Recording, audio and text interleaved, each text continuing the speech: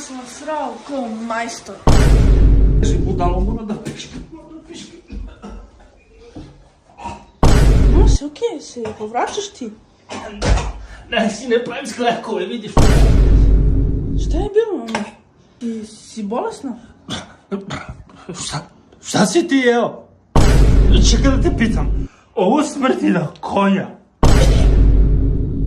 Jesi jeo konja? Nisam ja konja, ne? Si ti bio kod doktora da vadiš krv da vidiš da nemaš neku bakteriju? Da, bio sam jučer.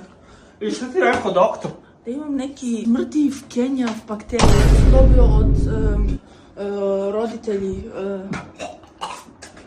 Ja sigurno ne smrdi tako, to je tvoj otac. Bombastic Ti side eye. smrdiš tako? Znaš šta? Otvori prozore da se luftira, jer ti, kad sereš, otvoriš prozor, hoće da me umrtviš. Šta se ugušim? A šta, zašto to radiš? Pa, Ako znaš da smrdiš, zašto to radiš? kaki mi se. Kaki ti se. Da. Drugi put idi kaki napolje, kod komšije, važi. Dobro, eto samo. Ajde. Mama. Rekao mi je doktor, dobio sam od tebe. Od mene? Da.